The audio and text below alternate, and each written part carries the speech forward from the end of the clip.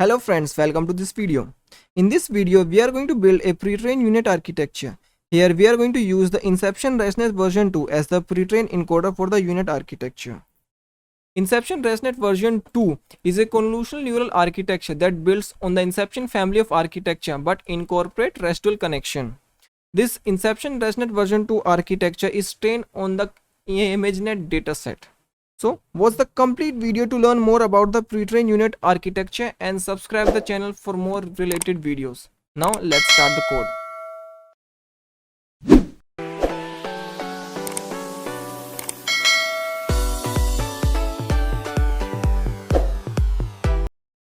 Here we are in our atom text data and with the Python file. First of all, we are going to import all the required layer and the classes. Here we have imported the convolution layer, Bayes normalization, activation and rest of the required layer. In the line number 2, we have imported the model class. So this class takes the input, that is an image basically, and output is a segmentation mask. So these take these two tensor and create a large model. Okay. And the third line, we have imported the Inception ResNet version 2 architecture. We are going to use this architecture as a pre-trained encoder and replacing the simple unit encoder and making this network more efficient. So next we are going to build a simple convolution block. So if you remember the unit architecture, it basically consists of two 3x3 convolution. So these are two 3x3 convolution and each followed by a ReLU activation. Okay, these are ReLU activation, but in between the convolution and the ReLU activation we have inserted the Bayes normalization. In the original unit paper the Bayes normalization was not there, but it is kind of used over the time because Bayes normalization improves your performance and it reduce your training time. Okay, so that's why it is more beneficial to use it.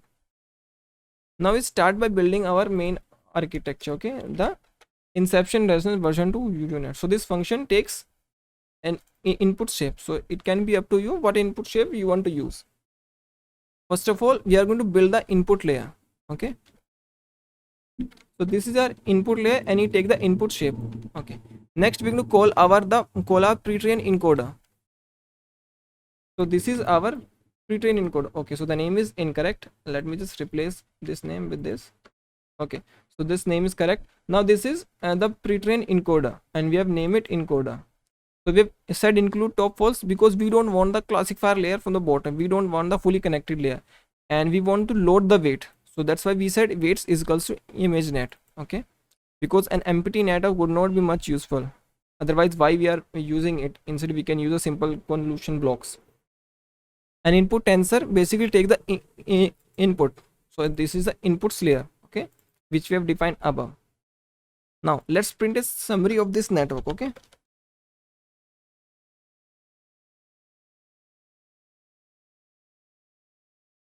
and we're gonna call it at the last. Okay, okay, so here we have built our architecture and we have called it and giving it a proper shape. The shape is 512 by 512 by 3. Okay, now we're going to run it once. First let me activate my environment.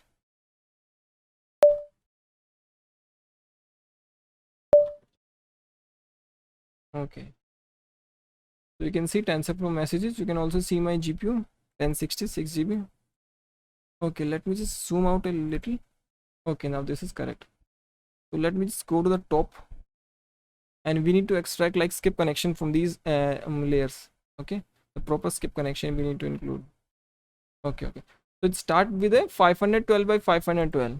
So we are going to going symmetrically because input layer start with 512 by 512. So we assume the next shape should be 256 by 256, but in this network there's some issue. Not the issue, the structure is different from rest of the other network, other videos which I have made.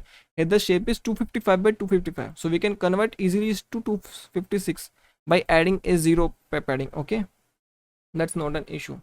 So we need to check the shape and the name of the layer to extract the proper skip connection. Okay, so first skip connection would be of shape 512 by 512. Okay, so the only layer which is here with this shape is the input layer. So first skip connection, okay, would be the input underscore 1 and we call it S1. Okay, so here we're going to say these are skip connection.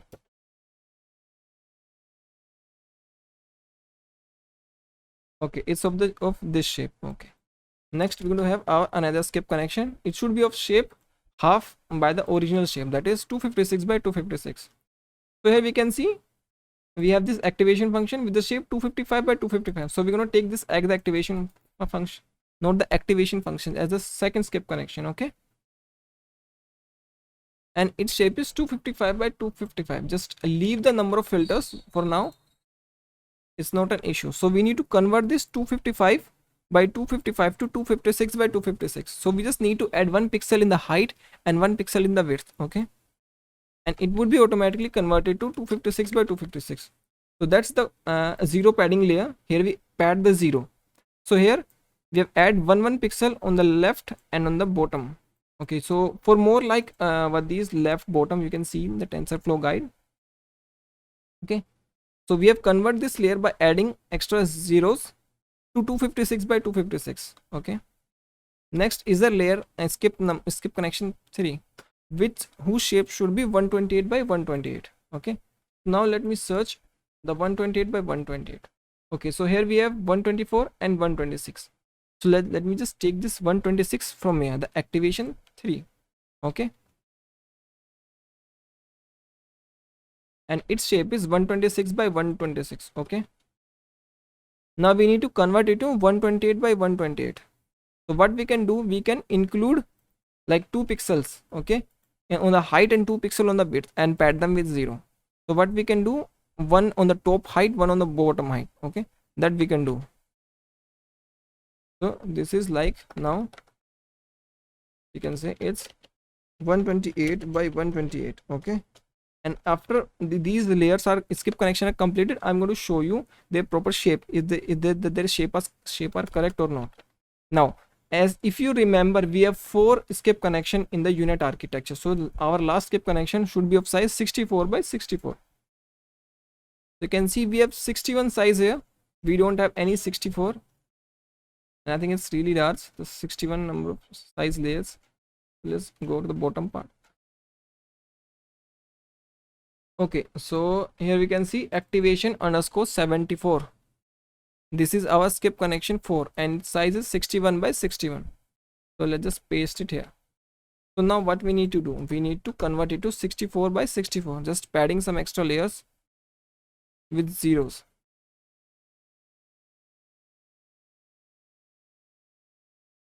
Okay, so we have padded them with extra zeros, 2 on the top.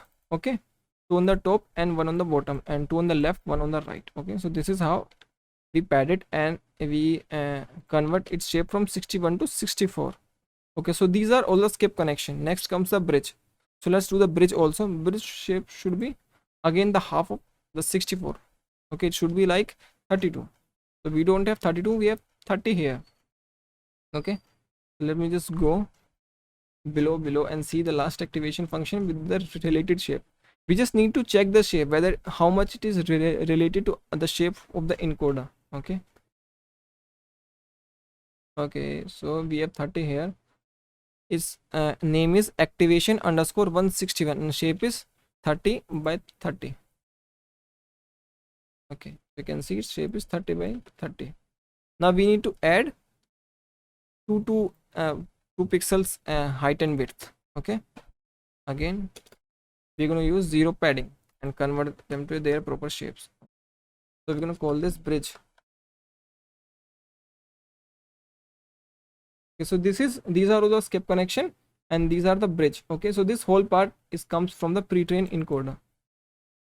Okay, now we're going to print their shape respectively. Okay, now let me just say summary, just comment this part out.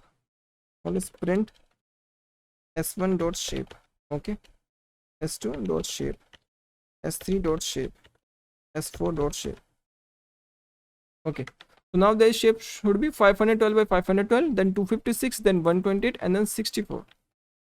And here in the b1 its shape should be 32 by 32. For now, leave the number of channel the filter channels. Okay, number of filters, whatever they, just leave them. It's not a question here. Okay, so we can see we have shapes. So first shape is 512, then 256, then 128, then 64. So you can see we have managed to properly reshape the tensors into a proper shape, and the bridge shape is 32 by 32. Okay, so now we need to work on the decoder part. Okay, so let's build the decoder block. So decoder block basically start with a transpose convolution, then it is followed by a concatenation with the proper skip connection from the encoder, and then the simple convolution block which we have written above. Okay, so you can see this decoder block function take three input basically represent the previous feature map. Okay, skip connection feature from the encoder part, so these are the skip connection which we have extracted from the pre-trained encoder. Then the number of filters, then it is followed by this transpose convolution. With this stride of 2 we upsample the height and width by twice. Okay, so for example the height and width are like 32 by 32, and we give it to this transpose convolution with the stride value of 2, so its height and width would change to 64 by 64, then followed by this concatenation with the skip feature map. But you have to make sure that the output of the transpose convolution and the skip feature should have the same shape, then followed by the convolution block. So this is a simple decoder block. Okay, that we have to like add in the network. Now we just have to, we can remove this print statements, we don't require them. Okay, so this is the decoder block. Okay, so we have 4 decoder block, and the input for the first decoder block would be the output of the bridge. Okay, then S4 as a skip connection, and number of filters would be 512. Okay, then this then next we have 3 more decoders, and we give them proper inputs. Okay, then we have the second decoder block input would be the output of the first decoder block and the skip connection 3, and likewise we would reduce the number of filters by 2, and likewise we have 2 more decoder blocks. Okay, so this is the decoder block. Okay, complete decoder network. So at last of the decoder network, the D4, the shape of the D4 should be 512 by 512 by 64, because at the end of the decoder the resolution of the tensor should reach the original input shape. Okay, so let's do that now here and check its shape. Shape is really important. Like here in deep learning, you just need to predict the shape in your mind, then we can continue. Okay, so you can see the shape is 512 by 512 by 64. Okay, now at last we just need the classifier, the output, that is 1 by 1 convolution with a number of channels. Okay, so you can see the output layer with 1 as the number of channels, and with 1 by 1 convolution, padding same, and activation is sigmoid, as we are using output channel as 1. So this means this is a binary segmentation problem. Okay, for binary segmentation we generally use sigmoid as the activation function, and output for this output layer would be D4, that is output of the 4th decoder block. And at last we build the model using this model class which we have imported above. Okay, and we're gonna not call this VG16, we're gonna call this Inception ResNet version 2 unit. Okay, so this is its name. Now it's written this model class. Okay, now what we're gonna do, we're gonna print its summary.